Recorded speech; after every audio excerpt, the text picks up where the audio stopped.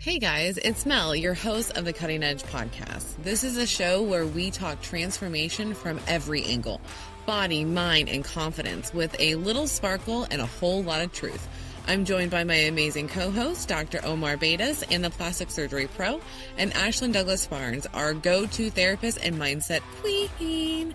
Now, quick disclaimer, none of us are your doctor or therapist. We are just here sharing real talk, real stories, and real growth. So grab your protein shake, settle in, and let's get into it. This is The Cutting Edge. All right, everyone. So this is going to be something brand new we are bringing to you.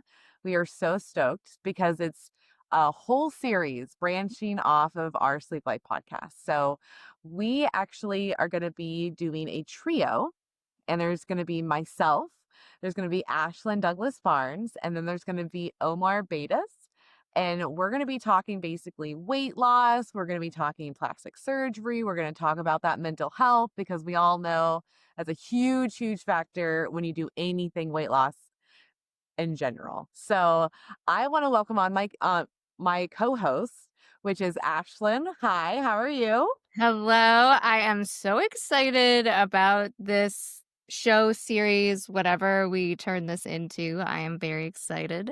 Very excited to be here. This is a very fun topic, especially like including mental health, which is rarely included when talking about plastic or reconstructive surgery. So I know. This is so exciting. I'm happy you're here because we need all of it from you. right. I'm also your Yes. like patient voice too, because Mhm. I have had quite a bit of skin removal surgery, which we'll get into, but so I kind of Well, have a dual hat like I do in bariatrics, where I'm I your was going to say bariatric you're kind patient. of a unicorn, because you've had no, hear me out. You have bariatric surgery, you've had Mhm, plastic surgery, mhm. and you're on a GLP-1.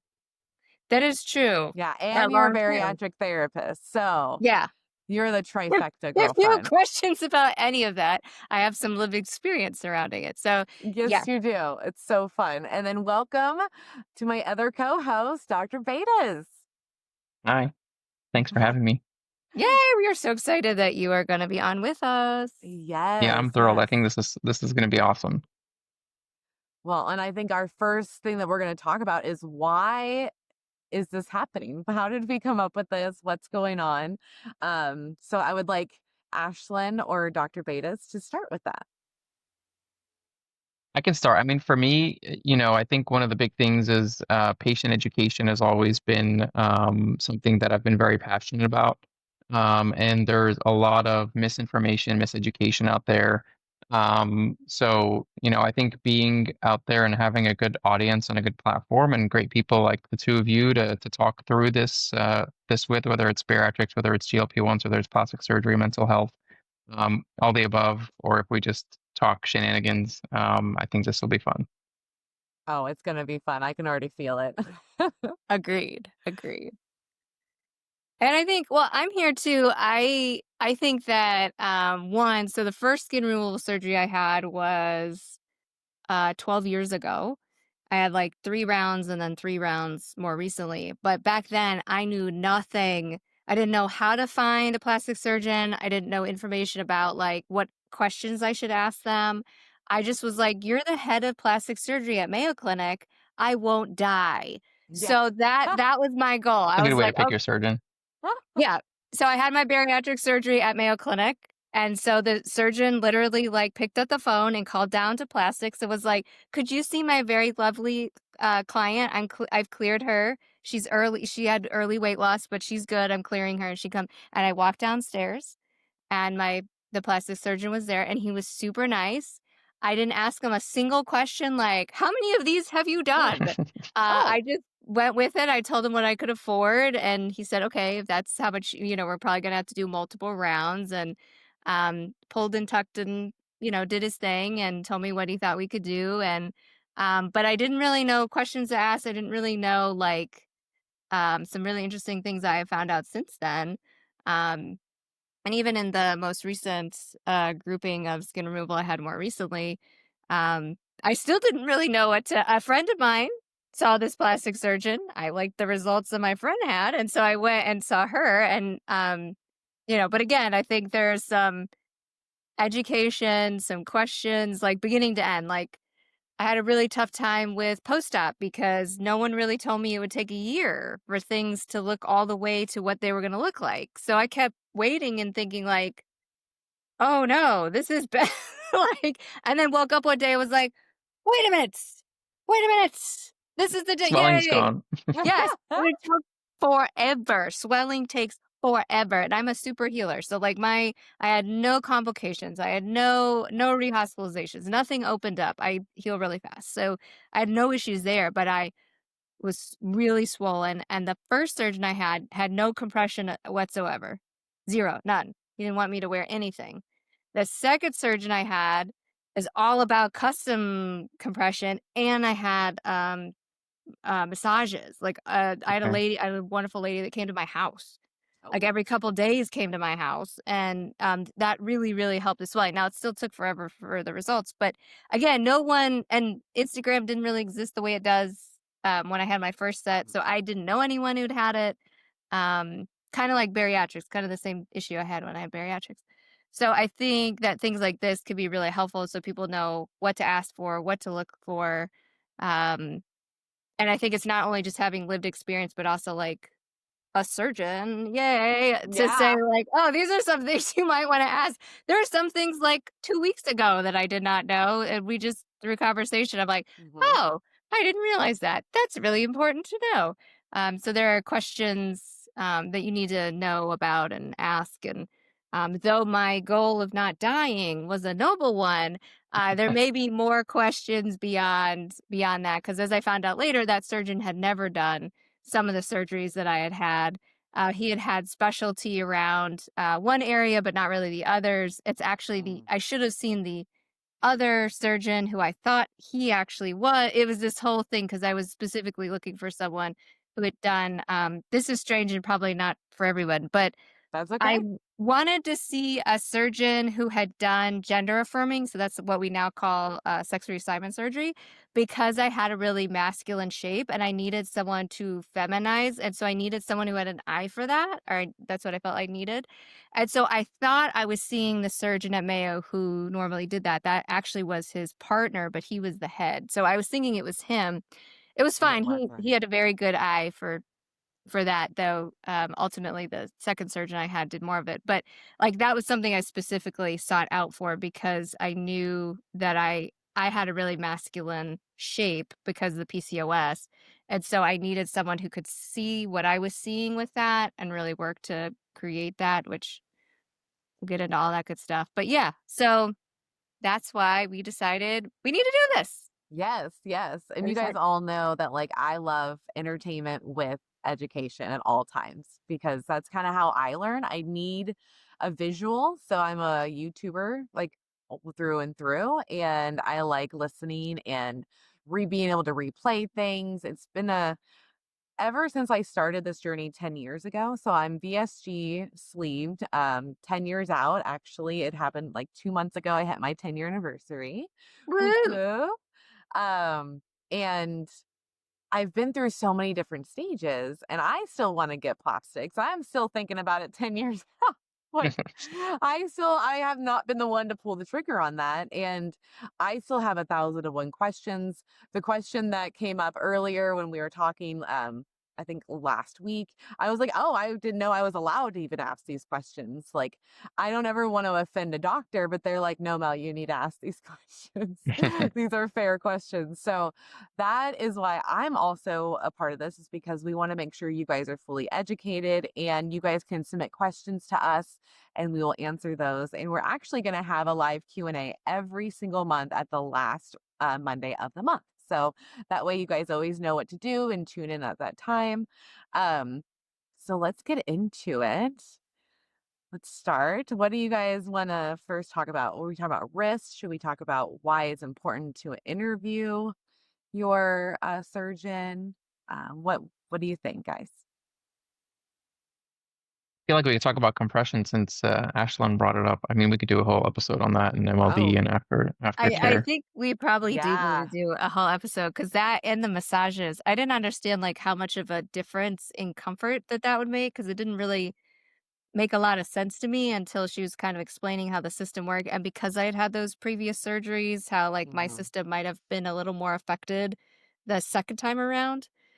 It's Um, uh it's huge. I mean, compression MLD, which stands for manual lymphatic drainage, which we recommend. A lot of people do, but again, it's one of those things that people get certified in. Mhm. And we recommend seeing a certified therapist in MLD. So it's not just massages. A lot of people say, "Oh, I'm getting a massage." It is not Yeah. a massage. Don't go it's to a not massage relaxing. therapist. It's different. Yeah, it's not relaxing, but it shouldn't be pain. I mean, I've never had one, but it shouldn't be painful from what I've been told. Okay. You It's can speak to that. uncomfortable and you're being touched in a area that you're normally like massage therapists would not touch you in. So it's Yeah, mostly focused on your stomach, your armpits, your groin, like this areas lymph node where it area. gets stuck. So in general, when I'm getting massage, it's not in those areas. So that is a little Yeah. more. And like the lady I had was great, and so because you do have to be pretty close to naked because they have to, get to all those areas, but she was, like, really good at making sure, like, I felt comfortable and all that. I'm pretty sure she was certified, though, again, didn't ask her. I knew she would come to my house, and she was affordable, and she knew what she was doing. Paid for convenience. Okay. That could have been anybody coming to your house. Sure, sure. Oh my She had a God. really I good mean, some Instagram. do come to people's houses. She was really funny too because she always something was always going wrong. Her stuff always smelled like weed, so I brought my own sheet. Nice. You write your But own she sheets? Yeah, she was so good, Nice. though. Even She better. was really good. She was really good. I love that you brought your own sheets but didn't ask if she was certified. Yes. No, no. No. Why not? Why not? Were you afraid of bed bugs or like what did the No, it sheets just kinda smelled like weed. cleanliness? Oh, okay. The Yeah. smell. The smell. Sometimes, like, 'Cause if you're, have like, you ever face down in been, it. yeah, like, have you ever been in a friend's house or like your parents' house and they give you a blanket and it kind of smells like mothballs? You're just like, Oh. Mm. oh, I don't want to use it, but also like I Getting don't want cold. them to be offended. And I'm really cold. Yeah. It's one of those. It's that smell that you just can't deal with. It's like, Yeah, but no, she had a lot of experience, and she had a lot of, like, clients. I met her through someone else who had used her, nice. and she'd come out to my house, so that was like, so You I shouldn't couldn't drive with a lot of my surgeries, so and I'm someone who as soon as I can get rid of help, away you go. I'm fine. I'm gonna sleep on I the love couch, that. on my recliner couch thing. I have this, like, setup. I'm like, "I'm good. You can go home." You can go now. You've at done least she your didn't job. come to your house and then lead you out into her van to do your Yes. Now that would have been Yeah. sketch. No, So it's, like, sketchy. set up in my living room. It was great. She, like, loved my cat, which is good. I was like, "If you're allergic to cats, you're screwed." But no, she was great. And that was really helpful. I did not again, I didn't have that. I guess I should, like, set up what I actually did. So, I had bariatric surgery 13 years ago. I was someone who lost weight really quickly and stabilized within about 4 months. So, I lost about 100 pounds. Yeah, I'm a Oh, weird one. Yes, I'm impressive. a weird one. You resolved my insulin resistance and magic happens. I had Okay. bypass. I imagine a lot of hard work too. I mean, give Yes. yourself some credit. Yes, but I Yeah, give definitely yourself. have a very metabolically my obesity was very metabolic in nature, and so Okay. literally when we Okay. finally fixed the insulin resistance and PCOS, magic, all the crap I had been doing before actually worked. So I stabilized pretty quickly, and I had my first round of skin removal, I think about, like, a little over a year out, I think. I saw him at a year out, but then it was close to a year and a half, and I had, um, a pandectomy first and a breast augmentation. This is gonna be so weird when my clients listen to this, but whatever. I had nothing to begin with, so I did not need a lift. I had like no tissue at all. I had more of that like masculine, and like guys get big and then they lose weight and they have like tissue, like breast Hmm. tissue. Mm-hmm. Yeah. That's more what it looked like. So not quite Just skin. tubular. Yeah, but Yeah. it's like that's kind of what I had prior to surgery or prior to Okay. bariatric surgery. So that was great because I just needed implants and I was like done. I didn't need a lift, which was great. And then the second round, we did upper back and arms. And then the third, we did a revision because the upper back fell. It fell the second time too. And then we did a little bit. What was the other revision on the third one? I don't remember what we did. Arms. No, I think he got like maybe a little Arms? more in upper back, like going into here. Okay. And then 4 years ago we did lipo because I had lipedema. Like part of the issue Oh, I was having is I had lipedema in the stomach and in my lower thighs, so I haven't fixed those. I had lipedema, so we had liposuction for first round. Second round was what's it called when it's the uppercase I? It's like a reverse and a tummy, and then you Oh, go into fleur-de-lis. the yeah, fleur-de-lis. fleur-de-lis, but like extended on the top. So I had a lot of skin under the breast. So I Okay. had Okay. like one and then another. So when they pulled down to Oh, do the pandectomy, it wasn't enough. And then as I found out kind of as a surprise, I had a bunch of muscle repair that needed to be done, both in the top and the bottom from previous OBGYN surgeries. I had a bunch of abdominal surgeries throughout the year. I had a hiatal hernia and some OBGYN surgeries. So there was repair that needed to be done. And then we did a revision to the top for the third one because we needed to extend it out just to capture more in here and then underneath to pull it up because it fell again. I just had a lot of skin. So it just took 2 rounds. And then, there you go. You gotta do what you yeah, gotta do.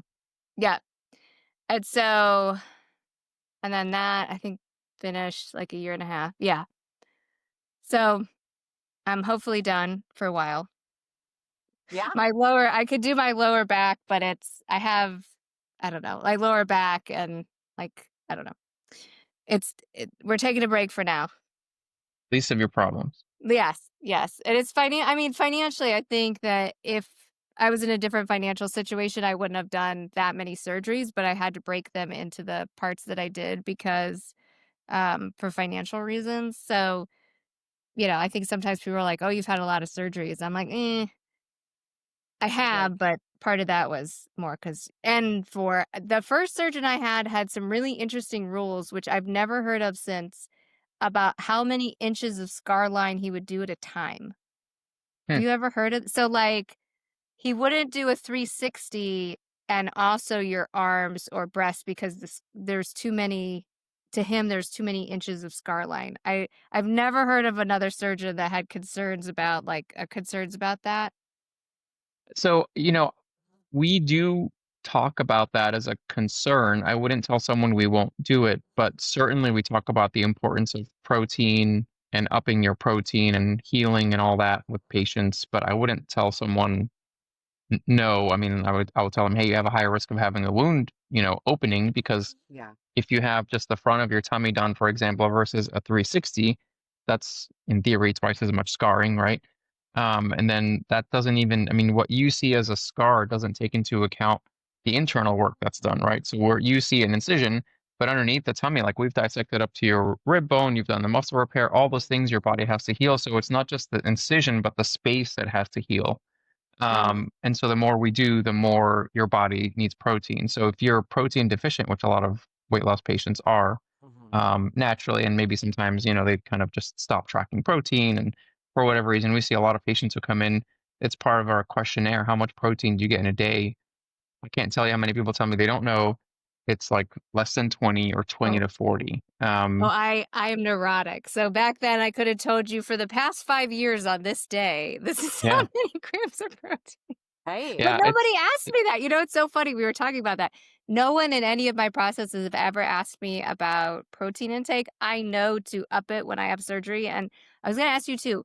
The special protein drink that's for healing that Abbott makes, but you could buy it. It's like orange or fruit punch. Do you Juven? take Oh, I don't know if Yes. Abbott makes Is that that. like a Juven, yeah. thing? Does that work? Because I always take it when I have it, and I've always wondered because I heal You really know, well. s- I don't know that there's studies on it. So I don't want to give an opinion, but I Okay. will tell you what we do is we do have like little samples in the office that we give patients before surgery. We don't really recommend it unless you get a wound. I don't know that it helps. I mean, again, it's not going to hurt. yeah. So it's not going to hurt you if you're doing it ahead of time. Um, it has essentially, I think, amino acids, which are what build up protein and collagen in the body. And I think it's got some specific ones for wound healing. I just Mhm. don't know that it's helpful if you don't have a wound. But again, Gotcha. it's not going to hurt. I think if you're good with your protein, your risk of a wound is extremely low. I mean, I can Okay. tell you my patients who follow our instructions, um, So for protein, I think we were talking about this the other day. Generally, for a patient, you need 1 gram of protein per kilogram of body weight. So if you're, let's say, 70 kilos, that's a gram of protein a day of intake for, for your day-to-day activities. Certainly, if you go to the gym, if you're high exercise, those types of things, you've got to bump it up. You can talk to a trainer or surgery. So anytime you're stressed, like when patients are sick in the ICU, or before and after surgery, that your body's going under stress, we recommend bumping that to 1.5 times. So again, for a 70-kilo person, that'll be around 105 grams of protein a day. And we recommend that for the month before, the month after surgery, or until they're healed. Those patients, that patient population who does very well with the protein, like the gym rats who are like, I'm already getting like 120 grams a day. Great, Yeah. you're going to do well. Very few wound complications. Um, it also decreases, I think, your risk of fluid collections because your body is not releasing as much fluid because the protein's keeping the fluid internally. Ooh, I like that. Yeah, I was going to ask you something about the wound stuff. So, just to make sure everyone understands, just because, like, when you're stitched up, when you're done stitching them, that's not a wound. The wound is when, like, the stitches, like, move or stuff come out or, like, separate. Correct. separate is when a wound happens. Okay. I wanted That's to a make good sure. clarification because I assumed the whole thing was a wound and it's healing because we made it. Right. Correct. I guess semantics. Yeah. I mean, when we say That was when a I say good. you have a wound, I usually like for us surgical talk. I guess an incision is the cut, Mm, and that's what's going to heal. If you when I say wound, that means that your incision opened up, and it can be small. Yeah. Like typically with arm lifts, we see little ones in the armpit, and then thigh lifts or thigh-plasties, we see them in the groin. Those are usually smaller than like your little fingernail. Mhm. Um, but they can be big. You can have, I mean, luckily it never happened to me, but you will have patients with like the entire abdominal incision opens after a tummy tuck. So Woo! it we can had be, someone in the bariatric community. She had to have a wound vac and go in yep. that chamber. Do you remember that one? And it Yeah. looked awful. Well, It it's just looked awful. well, because my brain goes back to when Eric had 4 wound vacs on his leg. So, like, that's one of the reasons why I wanted you to clarify because some people really do think that, oh, just because they're all sutured up, that that's a whole wound. And it's like, no, it has to open. And then I was thinking the Silverdene. So, Silverdene works so well on wounds. Can we put that on like just the surgical area? So that's a good question. But Silvadene is it's silver, Right. silvadiazine, and it's meant to treat wounds that are not get basically it's meant to debride, which means kind of not cutting, but it's gonna enzymatically break down tissue that's not alive. Um, Oh, so okay. I wouldn't put it on and I don't think you can get it over the counter, at least I hope not. I think it's a prescription medication. Correct me if I'm wrong, I but mean, that's what I uh, had to get a prescription, yeah, for Eric. yeah. Yeah. So yes. So usually we'll prescribe that or recommend it if someone has an area of skin that's basically no longer alive, and we want to clean it up without Yeah. using a knife or any kind of surgical tool. So we can have patients use Oh, that chemical. that makes That more sense. that's a good question too. So I know for a lot of my clients who are looking at skin removal surgery, they get a lot of like infections. Like that's part of the reason that they want skin removal is because they're having ongoing infections or like yeast infections or thrush or things like that. How do they get ready for surgery ensuring that they don't like bring that in to surgery? I mean, I know you like wash with the stuff, but is there like more does some people like I have clients that have like open what I would use wounds is probably not the right word, but like it's so bad that, they have a lot of stuff going on. Yeah, that's a good question. I think typically you want them treated. You don't want to go into the OR with a draining wound. Certainly in Yeah. I would say very, very few patients you can't really avoid it because as much as many medications as you throw at it, they're always going to have a problem, and you kind of have to pick the best time. I imagine maybe what you're referring to is like draining areas, like maybe like a plugged up hair follicle that's draining and looks like a wound, or sometimes you have skin tears, just kind of like you said from the irritation, it gets moist and the skin breaks down, and then you kind of have these like raw areas, almost like you scraped yourself. Yes, Um, my client the called she said it looks like there's a bunch of little cuts, and little I'm like, cuts, "I have yeah, never you can't had that really. before." I Sounds don't think you awful. can avoid those. Even sometimes as we're cleaning the skin right before surgery, they might come in and not have any of those cuts. But as we're prepping them, and so prepping means like you take an alcohol swab or iodine or whatever your choice of cleansing agent is to clean the skin. And sometimes just that irritation of the rubbing, kind of the rubbing back and forth, will cause some of those tears to open. But those heal very quickly. I mean, we're talking again, it's almost like just scraping yourself. So that heals very quickly, and it's usually helpful to get that skin off. So now you don't have that moisture Right. building up. So Yeah, I was just thinking too, like even where some of that may be removed, that may end up being skin that doesn't even stay, mhm. depending on what you're like if you're doing a Correct. Some of it reverse. does go away. Yeah. Yeah. Yeah. No, Well, I have had some clients that I'm like, "Oh, we need to get we need to help you, because that sounds terrible." it does not sound good at all. It sounds super painful. Yeah. And I was going to talk about the compression stuff because that is super important for our bodies just in general. Like, not to wear compression, but more or less like what compression does is kind of like the lymphatic system and like getting all that drained and moved. Can you talk more to that? Yes. Thanks for getting us back on topic. I got Um, you. Don't you worry. That's what I do for a um, living. you ask my staff, they're like, they need to like direct me to where I'm going because otherwise I'll go off and find someone to chat with and someone's waiting for me for 20 minutes. Um, so yeah, I think compression helps for a few reasons. So I think Ashlyn, kind of like you mentioned, number one, when you're swollen, I don't want to say it's painful, but it's uncomfortable. Right? Like if you bang your hand and it swells, some of that pain that you have is from swelling or maybe discomfort. So after surgery, you are going to swell, especially the more you have done, the more lipo is done. If you have energy devices now, which are very common, things like radio frequency. I use a device called Renuvion. It puts helium gas. Some of that gas, we try to get it out before we close, but some of that gas stays inside. And those patients have, I tell them to be in compression for 3 months. Or if I do 360 lipo of an arm, a tummy, a thigh, 3 months of compression. Um, so compression helps minimize swelling. It helps push the fluid out or keep fluid out of a space or push it out of that space. Um, and then it's going to help push that fluid back into lymphatics. Plus, as Ashlyn, you were saying, lymphatic massages are huge for that, because that gets the lymph, again, same thing, gets the fluid out, gets the lymph nodes working, to kind of wake them back up and tell them, hey, like, do your job here, don't go to sleep.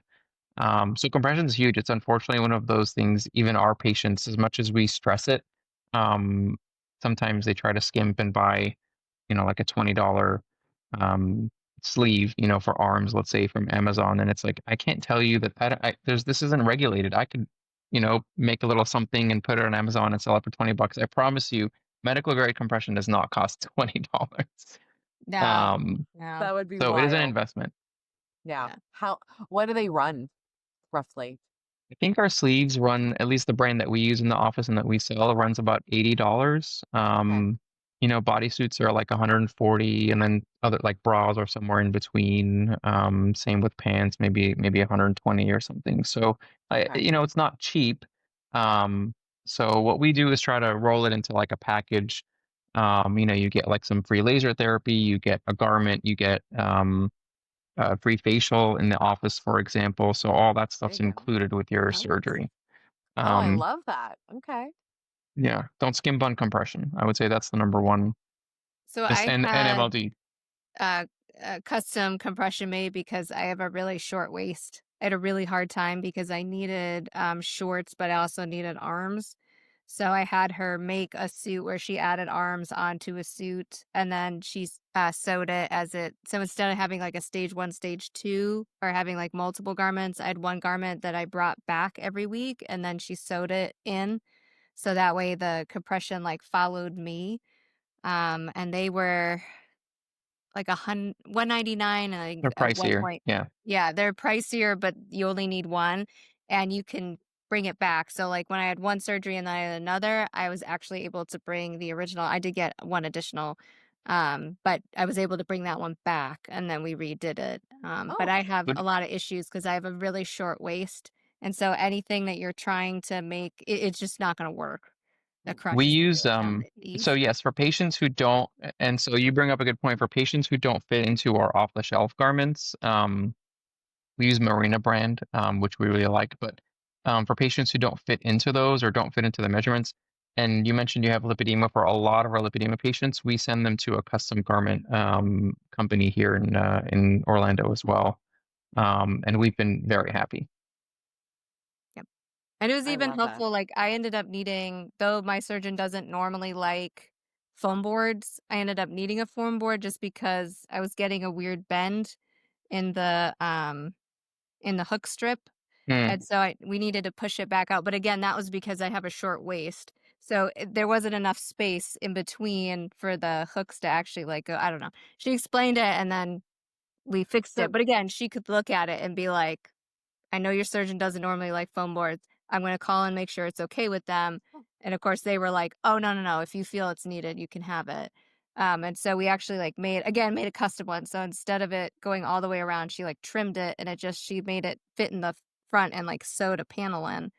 And again, because she was just making yeah. it, it was kind of what it. did you use? Former ex, the same one. Oh yeah, this we use them as well. Yeah, Yeah, they're no, great. there's another person that I had talked to, but no, Former X is the one in Orlando, and I hope one day maybe they'll sponsor us, because she is fabulous, and she's pretty funny too. Yeah, their The little seamstress is like she's like a tailor. Yeah. She does my job, but on clothes, I guess, or Oh, I I do her love job on that. skin. Yeah.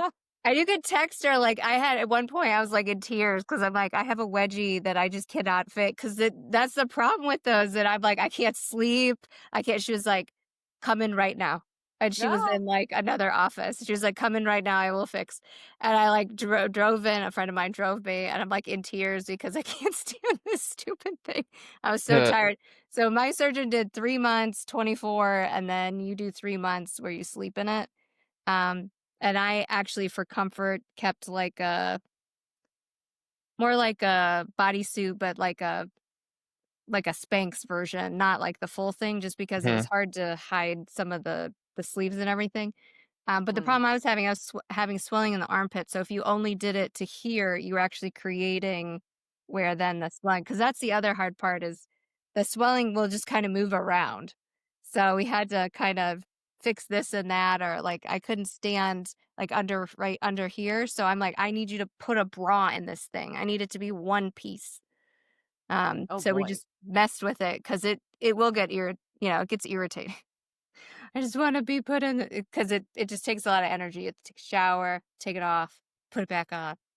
The other thing I tell patients in terms of compression too is it can affect your ultimate scar. I mean, especially on the areas like the arms and the thighs, right? People, those are areas that are very prone to hypertrophic or thick or maybe wide scars. So I Okay. I think on the arms especially, um, when you have an incision, you've closed it. Our job as surgeons is to take off as much skin as possible, and I want this tight. This is like we did an arm lift today, for example. It's tight. It's very tight when we close, because even the as tight as we get them in the OR, almost everyone a few weeks later, you can already pinch like a centimeter or two. Yep. So you can roll your Oh. finger on it. Um, That's gonna be a and whole so show in and of itself. Realistic expectation for arms Real, and yeah, legs. that's true. We should do a Mm. topic on that. But in terms of compression, when you allow that swelling to start putting tension, if this is your incision here, to put tension on your incision, it's going to push out. It risks getting thicker because now you're putting pressure on the scar internally, and it risks opening. So I've had in my 8 years now, I've had two patients who they came into the office. It's usually about a week to 10 days after surgery. Okay. They've taken their compression off, and then went kind of an unknown amount of period without it, but then they couldn't get it back on. Mhm. And so now they're in this vicious cycle. They're like, I've taken my compression off, I can't get it back on. They're not doing MLD because MLD can help get some of that swelling back out so that they Yeah. can get the compression on. They're not elevating. Right in the arms are the trickiest part because it's very hard to elevate, up to your or up to your shoulder above your heart level. You've got to do this if you're sitting down. So usually I tell patients to kind of lay back. I mean, yes, we do want you to get up and walk, but the majority of the first 2 weeks you're going to spend almost like on your back or in a very back, like a low recliner, so you can get your arms up. So two patients who had pretty much wounds from here to here, so pretty significant Hmm. openings, and I called, we have a PT therapist, OT that we work very closely with, and I Okay. said, I need you to see this patient like today or to first thing tomorrow. And she's great. She's her name is Dawn Brinkman. She would see them right away within a day. Start get working on their MLD, and both patients within 3 weeks were pretty much healed. Yay. So yeah, back in their compression. So compression, it's really key. Which is crazy because I had no compression for any of those. And I always wonder if that's why my arm scars are so Hmm, terrible. But no, could he be. didn't have me in any compression for any of mine. That is wild. I don't, Wild. maybe I've we just never didn't even. know 10 years ago. I mean, I feel like, It probably wasn't. I mean, I feel like I'm trying to think. I did my fellowship almost 10 years ago now, and we used compression, but yeah, I mean, maybe people don't do it as much, or maybe it is foam boards are another thing. I think there's a lot of, I use it, I don't use it, I recommend it, I think it's good, I think it's bad. There's a lot of opinions about that. I think at the end of the day, I would listen to your surgeon's recommendations. I'll sometimes use a foam board. I don't necessarily use it on everyone. Um, but I would And say what it's a compression is a form must. board? Foam, so it's made of Foam. like yeah, it is a foam essentially, and you can kind of cut it however you want. hers I too was tend cool because it had a plastic plate in the front, and that's what went against the clip zipper line. or the And so clips. that would Yeah. actually push out, so that way that would hold Mm. flat and not bend in out or make like zigzag. Because that's Oh, the issue and I was having. So it I was wasn't gonna like say, a what are the purposes of a foam board? To make sure you don't have wrinkles, basically, in your. No Wrinkles, idea. and it helps with additional compression essentially. The one thing with Okay. foam boards is they can be harmful in the first few days. So I generally like to see my patients within 3 days of surgery. Okay. Um, and if they're okay, I might start it then. I usually like to wait at 7 days. It gives time for all, like I said earlier, we do so much work under the skin that's not visible. We want to make sure the skin is getting revascularized, especially when we do a lot of lipo, right? So we're cutting, so you're removing some blood supply, you're doing lipo, which can affect the blood supply. So when you add a foam board, now you've got external pressure on your vessels, probably have already shrunk a lot and they're having a hard Okay. time getting oxygen and nutrients. So I like to wait about a week before I start patients on a foam board, especially if I've done a lot of lipo. Okay. Okay. I have a question Some on surgeons start lipo. right away. Yeah. Again, we could probably have an entire show on this. So before I went for the last 3 rounds, and I had realized, like, another doctor had been like, "That's lipedema, honey. That ain't going away." And I was like, "Wait a minute. No one ever told me that's what that was. I'm thinking I just need to lose weight." And they're like, "No, you have lipedema," which no one had ever told me, right? So in the little research that I did online, like I watched some YouTube videos about like that I did ask some questions because I had read somewhere that you need to use a smaller cannula and not a larger cannula. So like one of the questions to ask around timing and a hint that the doctor is good or bad on lipedema is if you ask them about it and they say that they'll do it with a large cannula and that it will be fast, then you know that that's not a surgeon that does a lot in lipedema. Because the first surgeon that I went to, he was like 45 minutes. Wham bam, thank you, ma'am. Like, this is not gonna take me that long. The surgeon that actually did mine, it was 3 hours, and it was very slow. She, like, explained, like, all that, and so that was actually something I asked, but is that, like, a thing, or that's just something I read on the Well, internet? It ended up being first, can you explain what oh, lipedema is? yes. Ha, You want me to do that or you want to do that, No, Ashlyn? you doctor, please. Um, I'll try to be brief, but essentially it's a condition that affects almost exclusively women, and it's unlike lymphedema, right? So we were talking about lymph channels earlier. Your lymphatic strain fluid. And if you have a problem with lymphedema, you've got a fluid problem, so a fluid overload. Lipedema is a connective tissue disorder. We don't know exactly what causes it, but we know it's somewhat hormone related because the triggers generally are puberty, pregnancy, menopause. okay. Um, and it's a growth of what looks like fatty tissue. It's not exactly the same as fat. We call this lipedema tissue. Um, Generally, it will affect both limbs, whereas lymphedema will more likely affect one. And then it won't affect the feet or the hands. Very medical term. Um, it won't affect the feet or the hands. So, unlike lymphedema, which will affect the entire extremity. And so back to your question, did I answer? I'm trying Yeah. not to get Mhm. into like too much detail on lipedema here. We could do a whole 3-hour session on that. I think we should because We I don't will. again, like, I have a lot of clients who are like, "I'm in the gym, I'm doing all this stuff," and I'm like, "We probably need to figure out if this is lipedema, because if it is, Yeah, it doesn't matter. It's almost like your body has like shelled it off and said, we don't acknowledge this is here. Because I correct. It could is. get pretty thin, but those pockets, I could literally see them. And that's why my doctor's like holding it. She's like, this is lipedema. You're not going to get rid of this. And I'm like, wait a Yeah. minute. So No one you ever can't told cut me that that. off?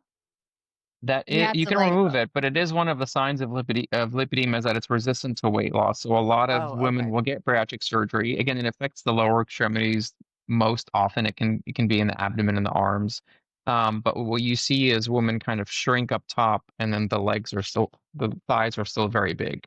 Okay. Or the which lower is one extremities, it of can the affect the calf. things that the doctor told me. One of the reasons that it probably wasn't told to me is that mine is, I think she called it like atypical, where it's only a little bit in the legs and mostly in the abdomen, where when people normally are looking for it, they're looking for really large legs, and mine Yep. aren't. I have one pocket that's in the inner thigh, but the most of mine was actually in the abdomen. Hmm. Wild. Which is why I kinda had that apple on toothpicks look, which is, like, more of a Cushing's disease look, even though I didn't have Cushing's disease. Um, but I had that, like, look, again, very hormonal in presentation. But yes, okay, cannulas. Doesn't matter and Cannulas, how yes. cannulas, like, doesn't matter how Well, fast it and all what goes. is a cannula? I don't even Right. know what that So is. a cannula it's kind of, it might look like this, but it's hollow, and it's what we use to extract the fat when we do lipo. So, Didn't Oh, know that. it might be this wide, or it might be this wide, or in between. Most cannulas are between 3 and 5 millimeters, so you're talking like a fifth of an inch to less. And they have different tips. So sometimes they can have like 3 holes. They can have, I wish maybe we can put some pictures up. I can send you some photos so people Oh, can yeah. get a visual. And they can have exploded tips. They can have ends only on or holes only on one side. So if you're lipoing, you want to be, let's say, away from the skin, you would turn your cannula upside down and the holes are here. So you're not lipoing up against the skin or vice versa. okay. Um, so all kinds of different designs. In terms of size, I mean, in general, most lipedema surgeries are not going to be 45 minutes. I don't think the size of the cannula matters so much. It's the patient. Um, Mine are usually 3 hours plus easy if we're going in and doing a what we Yeah. call a debulking, meaning going in and trying to take out. Yeah. So lipedema is going to feel like little nodules. People sometimes call them like rice grains. For Okay. people who don't know what that is, and they're kind of firm. They're almost like if you've ever had a lipoma. They feel like tons of little lipomas under the skin, whereas So normal wild. fat is going to feel softer.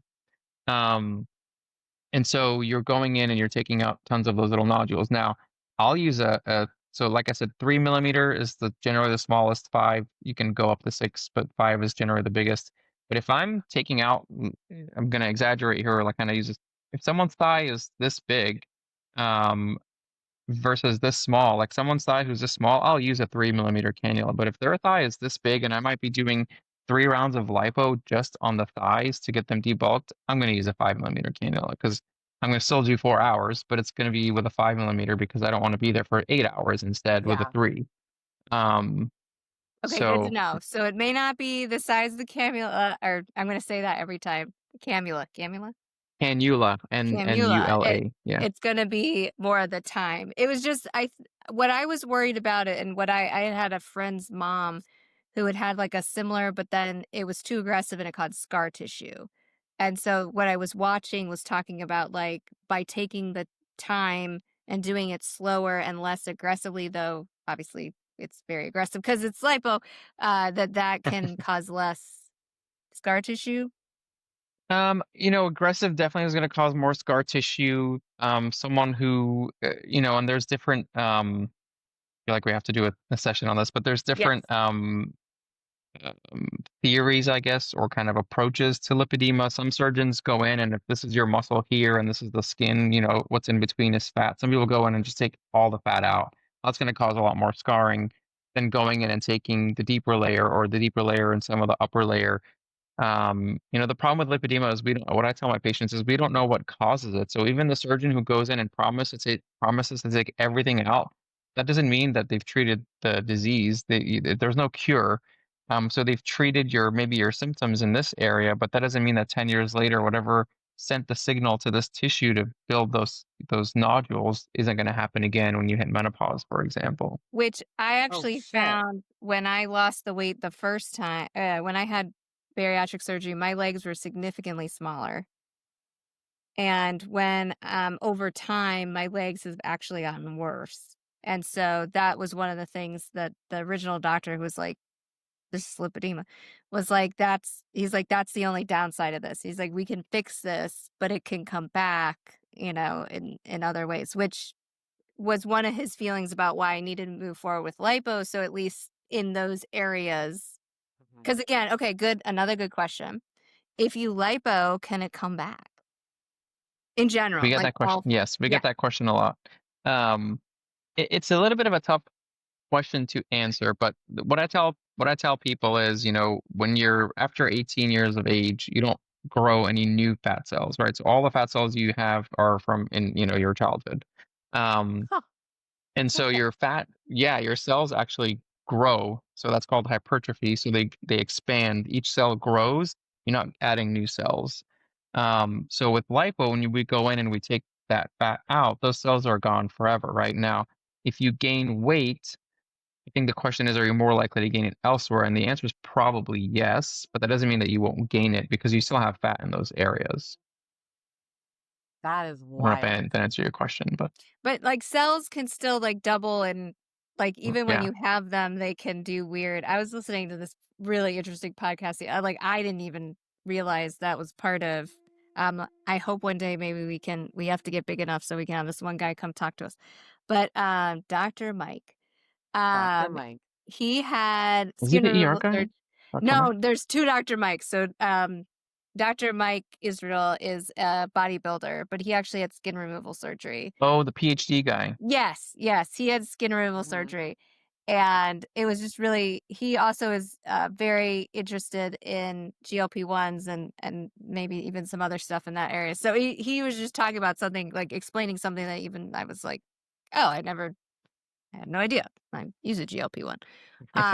But, like, how fat cells anyway, he would be a really and I think we should talk about him because or men's plastic surgery because one of the things that happened with him is he had lipo and skin removal, and it looked like he bled out on I mean, he bled in the Uber, he bled in the bed at the hotel. I mean, it looked like a murder scene, and I Whoa. know it's not actually I blood, think you but, sent me like, that story. Yeah. oh my god, I was like, and I've had clients be like, "Ashton, if I have to do like, if I'm gonna bleed all over the like that," I'm like, "No, that's not."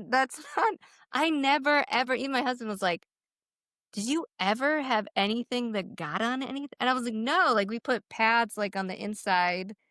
Um, and like we had all sorts of tape, like stuff tape, but I never That's like just leaked all over the place. I say that's just your body gunk. Like that's not just Yes, what blood. is It's it? Explain to everything. us what that was, because it's Cause not blood. Because it was bloody be dead. It looked like a murder. He bled in the Uber, he bled in yeah, the hotel. no, like at least for my experience, and then I'll have Dr. Beidas talk about the actual what it is. But I know from wound care and dealing with Eric that it's just like your body's like just like I don't know the word. It's just seeping out. Gunk. I like your word. Gunk It's is a good gunk. one. Yeah, it's like all the gunk that goes out, the toxins, like everything. Like, yeah. It shouldn't be that bad. And So you I saw the want video, so you agree it with me did. that that looked bad. It did look bad. I think I think there's different approaches to lipo. So some surgeons don't close their lipo incisions. Those little, it's a little like 3 millimeter Oh. incision to get the cannula in, right? Um, some people don't close those because they want that fluid to, when we do lipo, we put fluid in, and that has different medications, usually at least epinephrine or adrenaline to cut the bleeding down. And some people will use lidocaine, right, for pain control. And then other surgeons, like I use something called TXA, which helps decrease the bruising. Um, and so some people don't close those little incisions because they want the fluid to drain and kind of get the swelling under control faster. Um, Mhm. Others close them loosely so you get some drainage. We try to close them and then seal them with glue because I mean, yeah, the swelling might be a bit worse, but I don't want that scene. I don't want one of my patients being Dr. Mike and putting that all over YouTube and I being like, I know. bled I'm all the like, way oh, home in the Uber.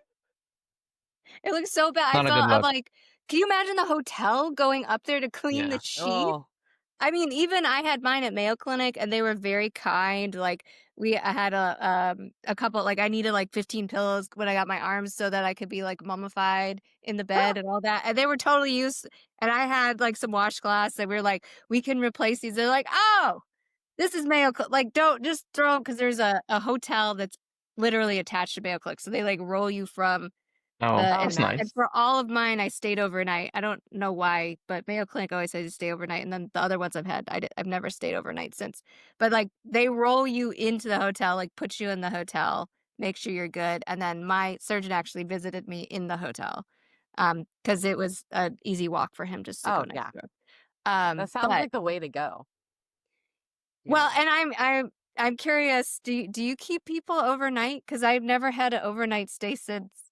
Rarely. I mean, it would almost be, I would say if we plan it ahead of time, it's a very rare circumstance. Maybe someone who has a cardiac issue and we want to monitor overnight. I've had a few who just more recently, actually, like two in the last year, who just wanted to spend the night. They're like, I'll just pay for the night. It's fine. I want to be here. I want to be monitored.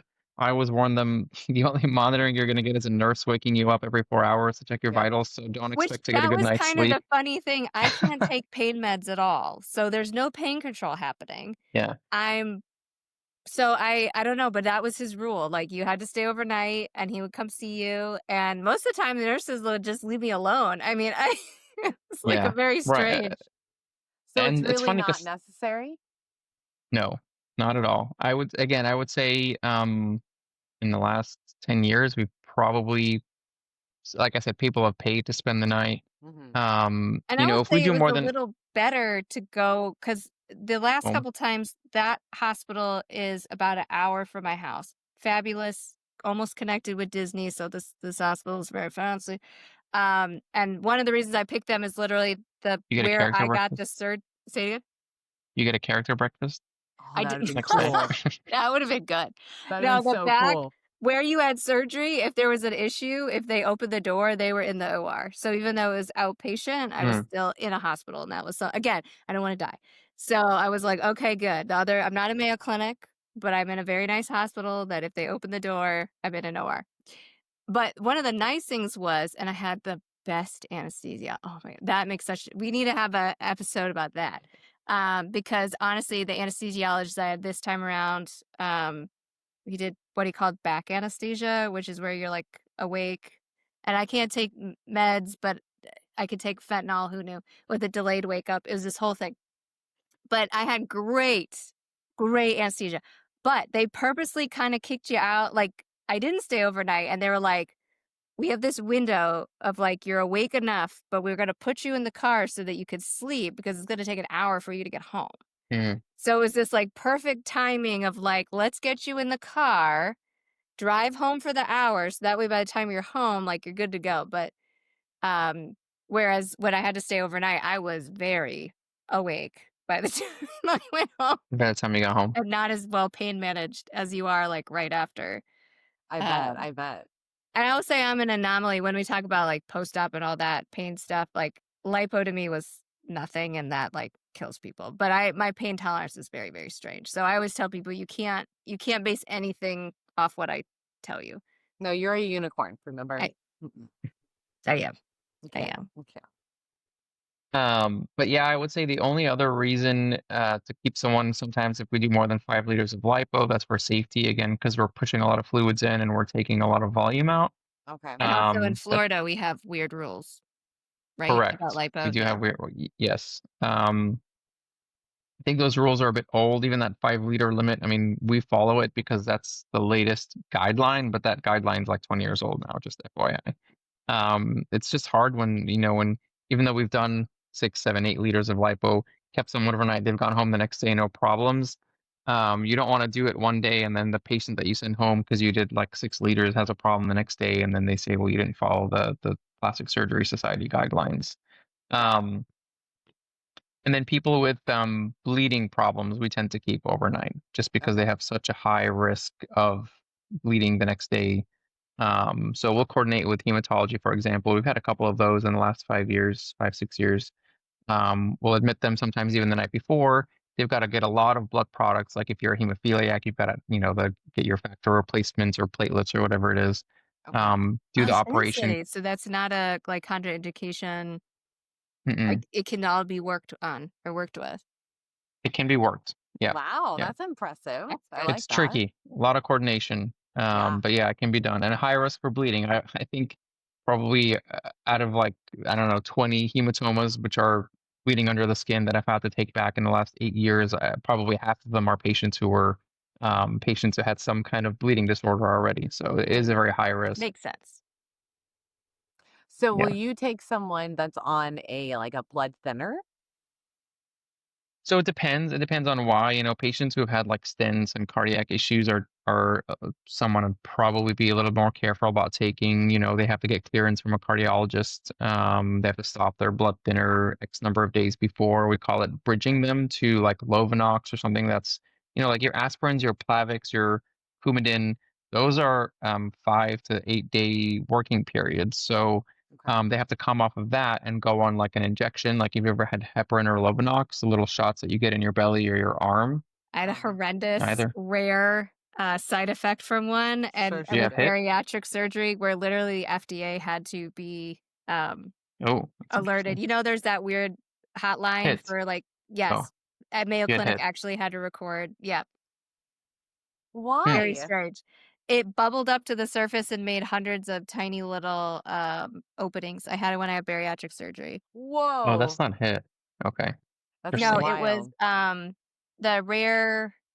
I think it's through the FDA. It's like the rare reaction where you have to call or report it, and then they like look into it to make sure it's not a. I There's don't know. Steven Like a Johnson. like I an don't think you had epidemic. that. No. We had to. It wasn't a. It was a rare reaction that had to be reported to like the FDA as a site, like a rare side A side effect. effect. Yeah, Yeah, adverse event. yeah. But and no one's ever been able to tell me since what it is. And I had were able to finally give me some other Mhm. medication. Again, I'm weird, and I don't have that like MFer gene. The gene that like Oh, when yeah, people yeah. are weird, it's the MTFHR. MF whatever. I don't have that because someone was like, maybe you have that.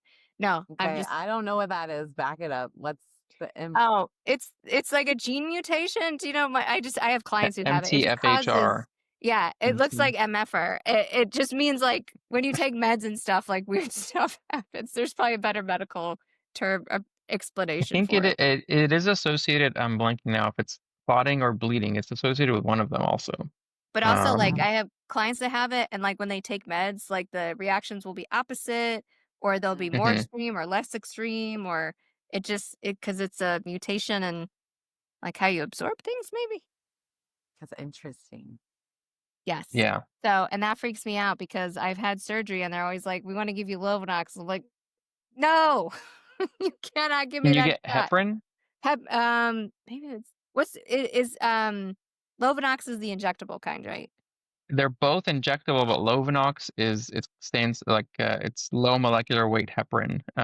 But it's I not the think it's same. Sometimes you can get heparin and not Lovenox, Well, or it's vice versa. weird because I had a hiatal hernia repair and the surgeon refused to not give me something because it freaked him out. Because Hmm. even though I get up and walk, because I can't take pain meds, I'm up, I'm walking. Hmm. So so he was able to get me some other kind of injectable that the like pharmacist came and did this whole thing on.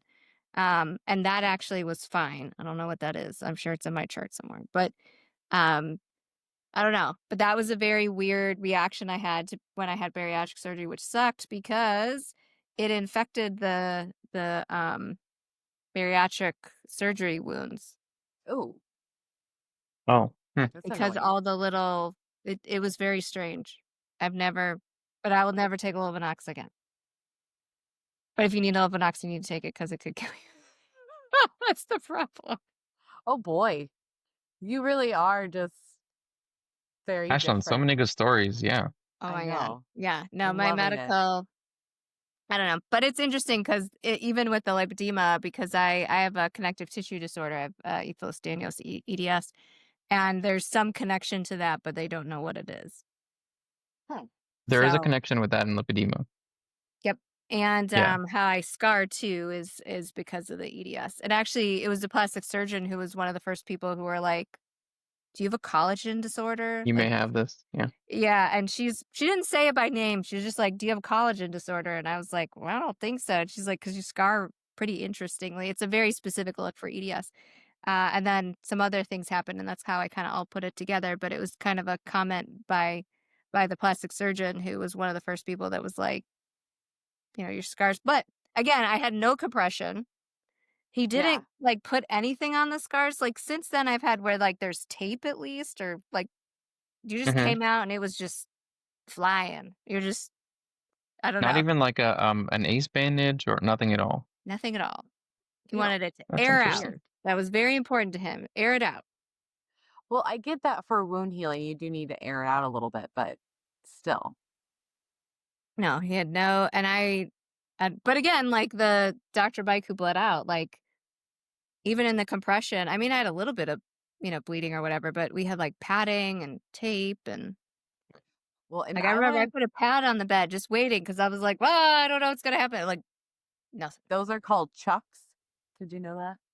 The like pad. Correct. Chuck pads. Yeah. Yeah. Oh yeah, I had I don't lots know of where they got that name from, but I know, right? Like I had them in the house and I was like, yep, they're called chucks, guys. And you just like put it down before they lay down so that way it doesn't get on your bed. they're good for pets too, right? They are to help Yeah. potty train them. Yes. Mm-hmm. Yep, because they'll Is it because collect. you chuck them afterwards? Like I don't know where that name come from. It probably is because I'm starting to realize how like okay, the nerd nub's gonna come out for a hot second. So like the skyline, like city views, like the game actually, like where you make a city and then you do a bunch of stuff. SimCity? Or is that a different? It's no, I'm SimCity's I'm like aging it, myself. but this is Okay. like gonna age me. It's Xbox. It's a whole downloadable thing where you can actually like learn how to run a city. You can like do budgets. You can There Oh, okay. there do the is whole a city funny builder. guy online who like takes those games and like corrupts them so that they have you ever seen him? He's British. No, I don't think Okay, so. I know what game you're talking about though. I've never played it. Right. Well, it's Eric used to play all the time. It was a lot of fun to watch, but you learned that they actually named a lot of things just literal stuff. So it could be the fact of like they did chuck it out and now that's why they're called chucks. Okay, so I just Googled So it really quick, and that is what it's easily to chuck or throw away after use, particularly Oh, when yeah. soiled with see? bodily fluids. It's called City Skylines. That's what the game's called. The game? The game. Yeah, it's called God, City it's Skylines. too funny. It's Yes, not I there is was a older than very funny SimCity, guy is that it? like he like makes them go nuts by. Oh, it's quite funny. It's quite funny. I was just saying no to Dr. Beidas. Yeah, no, I think it actually came out after Sims, I believe. Okay. Because it actually was built by an engineer. Like, so Huh. you actually can do, it tells you like how many, if you get to a certain size of population, then now you need a school. Now you need a post office. It goes, hey, you need water supply. You have to have funeral homes because people die. Oh, Like there people has are, to huh. be a crematorium needs to be around. So it's very interesting when you watch like all the garbage like pack up because that's the whole Oh, thing, and then you see the little death sign because your people are dying. So it's just, and you have to figure out how to clean it up and fix it for the whole city. So it's like a really cool, engaging like learning experience because they're using all real like life it, scenarios. it's on Xbox or computer or both? It's on both. Huh. Oh yeah, and it's a lot of fun to just go through. You can learn. That's actually how like when the pandemic happened, um like let's say I was a claims adjuster for Progressive. I was in a cubicle in February, and there was a girl, her name's Bethany, and she was coughing, being so just like awful, awful, awful, right? But I've been watching the news. I was watching John Oliver, and I was like, oh shit, it's here. Like, it's gonna happen. Like, this is happening right now.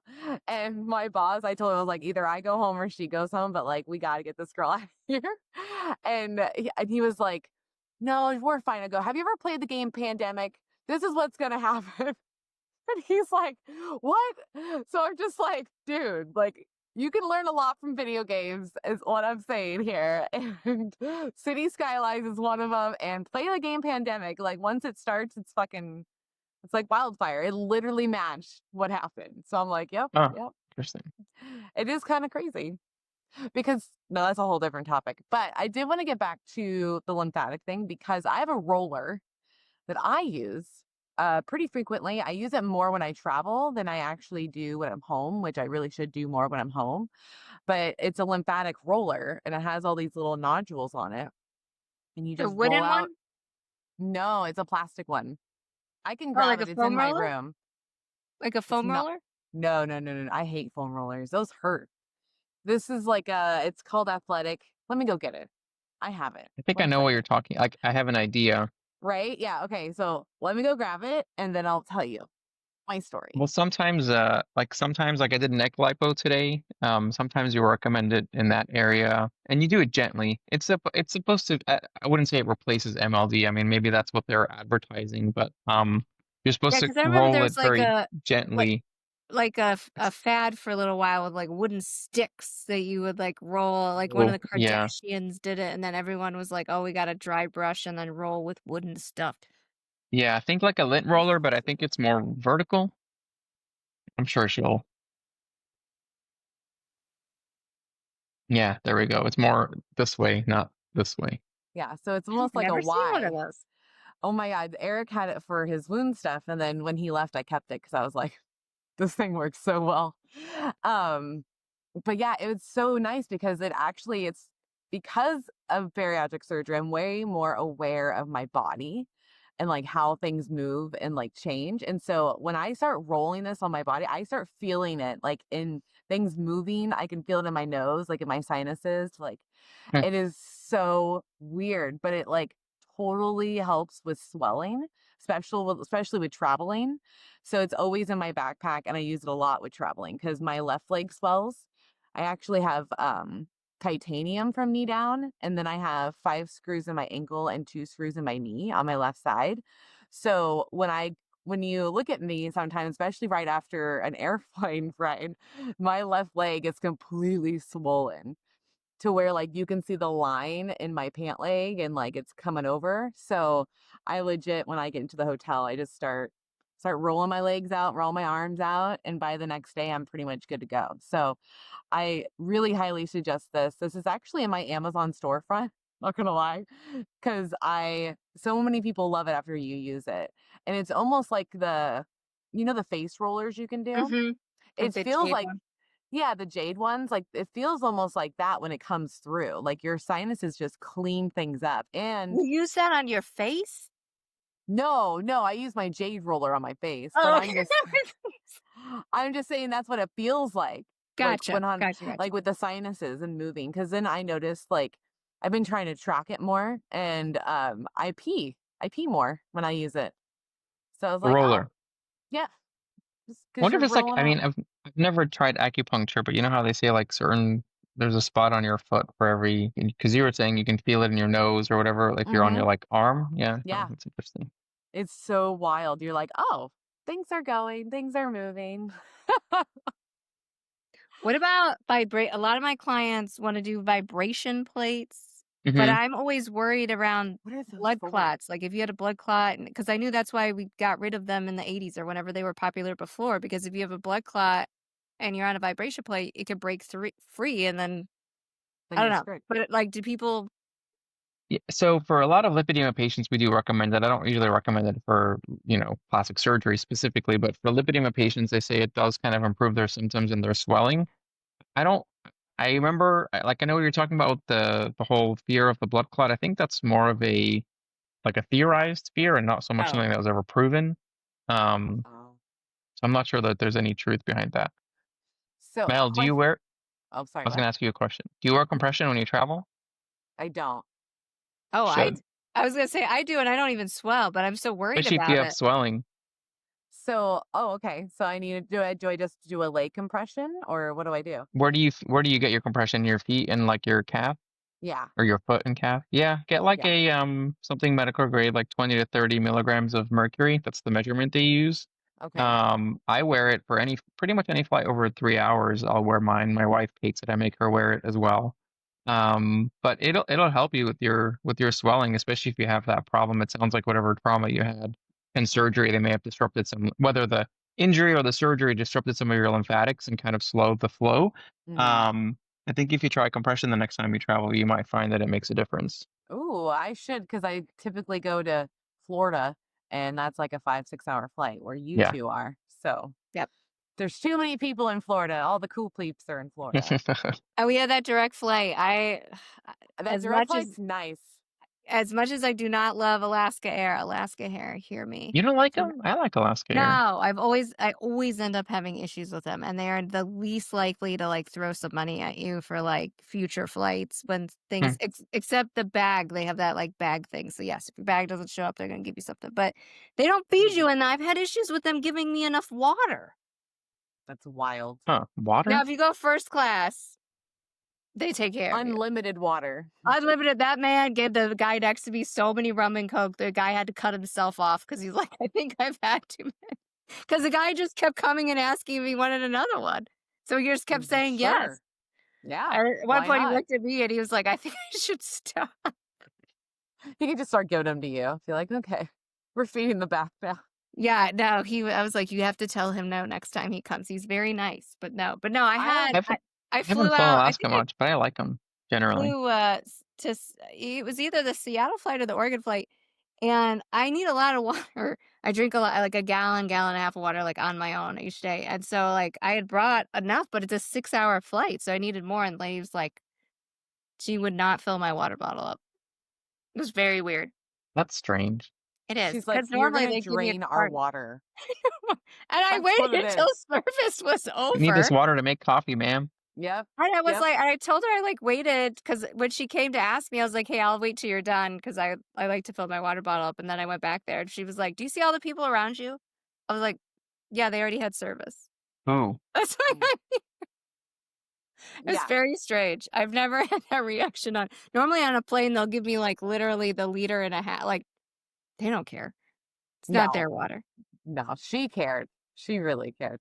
I actually don't mind Alaska. I'm just tired of hearing stuff from PDX leaving and like a door opens or a fucking It's true. a metal thing opened. Like there's been twice now. I'm like, okay, guys. Oh, was that from Portland when the door flew off? Yeah. Oh, Oh yeah. really? I don't remember. I was on a flight like 2 weeks after that, but I felt very safe. Anytime anything like that happens and then you fly, That's it's the kind of time to like when fly. there was a restaurant here, the Bahama Breeze, the one in Altamont, a rat fell through the ceiling. Oh my God. Okay, so the rat falls through the ceiling. Obviously, they have to clean it up or whatever. And as soon as they opened, we went. Yeah, And people because were you like, why know. would you go? I was like, this is the cleanest this Yeah. restaurant will ever be. And The they gave health us all gift department has been cards. here and Yes! and I was checked. like, Yeah. this is the cleanest this Bahama Breeze will ever be. And they gave us all gift cards and thanked us all for See? coming. And I would say half the people had no idea about the rat situation. Oh. So they were like, why is this guy like giving us gift cards? Why are they like that Bahama Breeze stays busy? And no, a rat, like people were eating, rat came down, fell out of sea. That That is why it was awful. empty when we went a year or two? That might be Probably. why. That might be why. But people love that. That Bahama Breeze stays busy and it's nowhere near the attraction. But yeah, no, as someone who worked in the restaurant, that's the cleanest that restaurant will ever be. Yeah, and the safest plane it'll ever be right Right. after that because Right. everything they're doing like 1,000 checks now. They're gonna make sure So that door doesn't fly off. I think the that's scariest part of that is that there was no one in that seat by coincidence. And so the poor flight attendant was like, is there someone in that seat? Was there someone? The guy's like, no, because he thought he got sucked out. sucked out. Yeah. It just happened to be no one happened to be in the seat on that day. No, that's the universe is like, hey, this is gonna open. Let's not put someone here. Well, on It's the just not flip there. side, did you guys hear about I mean, it was big news, like the India flight that crashed and like the one guy survived out of the Yes. One whole guy. And airplane. how? And it was like they were talking about like exactly where he was to the exit door, and that had something to do with it, but he wasn't in the exit row. He I was like think it one was or just two. luck. Yeah, it Yeah, has to be with stuff like that. 100%. Yeah. That's But just like like that must not be like happening. such a crazy. I don't know. I would love to know the story. And then there are all those conspiracy, like, was he really on the plane? Or like, did he make it, did something he did? Did he push all the people in the exit row out to get out? Oh my God. They're Because it gonna was like weird turn looking at into the like a video. Marvel movie. Or snakes It's on a probably going to be a plane. documentary in like 5 years. Yeah. Oh yeah. Oh, There's yeah. a few docs that I'm excited that might happen where I'm like, I just need to know all the things. Just must know. So, especially with these planes, and then of course Diddy. But that's a whole thing in Is there a itself. Diddy That, documentary? I would like to see one. Oh, you want to see one? I want to see one I don't because want to listen to that. As a therapist, don't I reach out with Yeah, I that. that'd be a tough one to watch. that that's why I'm The like I few kind of want to know. snippets that I got, I was like, yeah, I'm good. I don't need to know anymore. If you're rich, you Well, will get away with. I already knew that. I didn't need a trial to show or prove that to me. no, no. Well, if the audience is still listening, this is how far we've gotten. Yeah. We'll be more organized So, after this. no, it's totally I fine. don't I love it. This is what a podcast is. So, well, as we wrap things up, is there anything, Ashlyn or Dr. Beidas, you guys want to add before we go? I don't think we should. I feel like we've covered enough. Okay. All right, Agreed. guys. If people have ideas, though, like let us know. What do you want to know about? What questions do you have? Well, obviously, you have the live, but like, what do you want episodes on? Oh, yeah. And I'll have everything linked below. So you'll be able to find Ashlyn. You'll be able to find Dr. Betas. You'll be able to look at all the things. And in the comments, just write your questions and we will get to those. We are looking at everything. So don't worry, we won't miss you. And yeah, I think that's a great first episode, guys. Thank you so much for listening.